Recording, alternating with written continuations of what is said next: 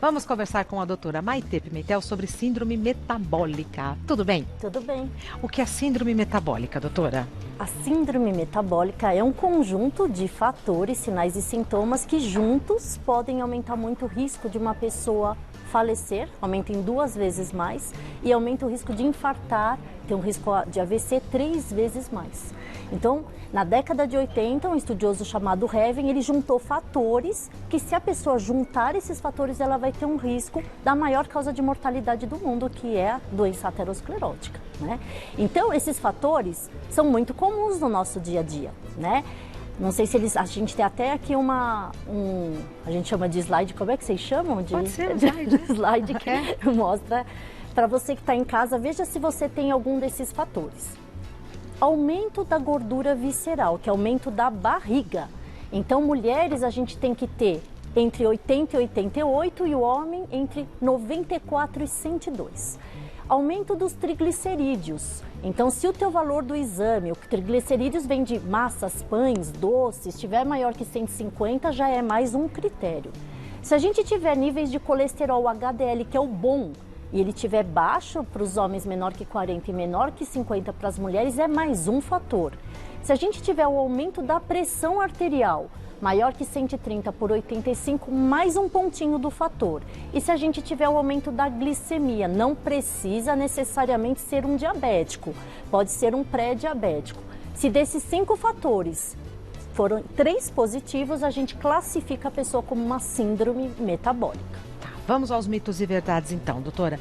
Doutora Maitê Pimentel, é mito ou verdade que problemas hormonais podem piorar a síndrome metabólica? Verdade. Então, quando a pessoa tem uma gordura de barriga muito grande, uma diabetes descontrolada, uma hipertensão também descontrolada, você tem que pensar se isso é genético, hereditário ou se tem algum problema de saúde que está interferindo e piorando.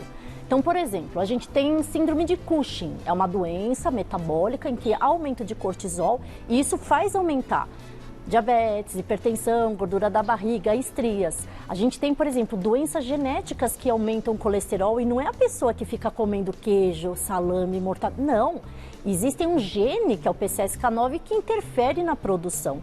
Então, por isso que toda vez que a gente tem uma doença, na medicina a gente tem que procurar a causa. Achando a causa, a gente vai direto a esse fator e vai interromper esse fator, com remédio, com dieta, com exercício, com mecanismos. Então, em tudo na vida, não só na síndrome metabólica, na medicina, a gente não pode tratar só o sintoma final, a gente tem que tratar a causa para que isso não permaneça, né? Então, na síndrome metabólica é muito importante você aferir os problemas hormonais. Tá. É mito ou verdade que uma pessoa magra, com muita gordura na barriga, tem maior risco de infarto do que uma pessoa obesa? Super verdade. Então, se a pessoa só faz peso dividido pela altura ao quadrado, que é o IMC, ela não descobre isso. Então, uma pessoa, por exemplo, que vai na academia super musculosa, se você fizer a conta se é obeso, vai dar às vezes que é obesidade, mas não, ele tem músculo. Então, o que interfere para vocês em casa não é o peso, e sim o índice de gordura corporal. Quem não tem oportunidade de fazer uma bioimpedância, que é a máquina que vê isso, pode pegar uma fita métrica em casa e aferir o quê? Em cima do umbigo, quando solta o ar. Se for de 80 a 88, tá bom. Se for para os homens de 94 a 102, se passar desse limite já é um dos fatores.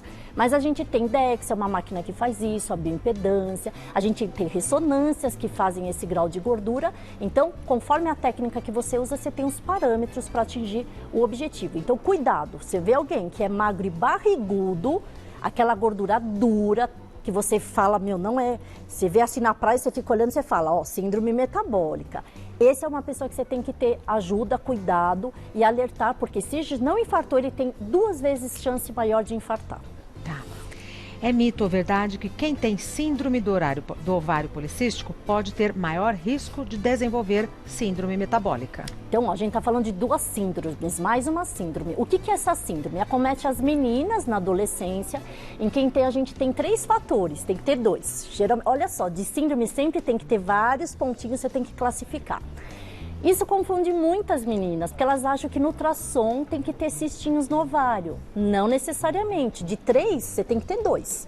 Que são sinais de surtismo, que é muita espinha, muitos pelinhos, A queda de cabelo androgenética, aumento da gordura visceral, pelinhos a mais no corpo, é um dos fatores. As causas que você tem irregularidade menstrual, então a menina não ovula direito, fica atrasada a menstruação, junto com o fator do ultrassom, ter vários micropolicísticos, 12 ou mais, um ovário maior que 10, a gente classifica na síndrome. Aí, por que a gente está perguntando disso? Isso é verdade. A síndrome do ovário policístico, ela está relacionada com a resistência insulínica, um hormônio da insulina alto. A gente não sabe se é a síndrome que causa ou a insulina alta que piora. E essa insulina é um dos fatores mais comprometedores da síndrome metabólica. Porque tudo que descobriram esses fatores que a gente vê no dia a dia, mais de 25% das pessoas no Brasil têm síndrome metabólica, elas levam uma resistência insulínica, que inflama o corpo inteiro, que pode baixar a imunidade, que pode dar diabetes e o risco cardiovascular. Doutora Maitê, é mito ou verdade que musculação é o exercício que mais faz perder a gordura do corpo? É mito, né? Então, o exercício de musculação anaeróbica é muito importante para ganhar massa magra, que vai acelerar o metabolismo final em quase 30%. Então, a pessoa que atingiu um peso ideal, ela tem que ganhar massa magra para que o corpo trabalhe mais rápido, tá? Só que na perda de peso e perda de gordura, os estudos mostram que é 70% aeróbico e 30% musculação. Então, a gente tem que se empenhar na natação, na caminhar, na corrida, pular corda, tudo que vocês possam fazer que aumente a frequência cardíaca 30% acima do basal. Perfeito. É mito ou verdade que crianças não apresentam síndrome metabólica? É mito. Infelizmente, 33% das nossas crianças no Brasil estão acima do peso. É muita coisa. Muito. E isso eleva o índice de diabetes, de hipertensão nessas crianças. Então, cuidado, mães, com salgadinhos, coisas enlatadas, condimentadas, refrigerante, muito doce. É isso que vai fazer essas células ficarem cansadas, aumentar a resistência insulínica e aumentar a síndrome metabólica. Então, eu sempre falo, é muito difícil falar não para a criança, mas somos nós que educamos e somos nós que temos que colocar os limites. Então, cuidado, porque criança também pode ter. Mas um não com amor não com muito fácil amor. De falar, né? É necessário. É síndrome ou verdade? Olha, é mito ou verdade que gordura dura na barriga é pior do que a gordura flácida? Isso é verdade. Então, quando vocês veem uma pessoa com aumento da gordura, mas ela é molinha, geralmente ela tem uma gordura menos visceral. Quando ela está dura, a gente sabe que tem a gordura de dentro que está acumulando nos órgãos, no fígado, no pâncreas, no rim, no baço e a estética. Então a gente tem dois tipos de gordura, aquela que incomoda esteticamente, que as mulheres querem fazer lipo, fazer enzimas, e aquela gordura que é o que mais preocupa o médico, né, que é a questão da saúde. Dá para dividir isso nos aparelhos que a gente vê, na bioimpedância, na ressonância, e para vocês é feio. Se está muito mole a barriga, não é, mas aquela barriga bem dura, esse é o maior problema da síndrome metabólica. Perguntas do pessoal de casa para a doutora Maitê, vamos começar agora. A primeira pergunta foi enviada pela Fernanda. Já infartei em 2015 e desde então tenho mantido o meu peso. Porém, a minha barriga aumentou após a menopausa e depois que parei de fumar. Tenho risco de infartar novamente?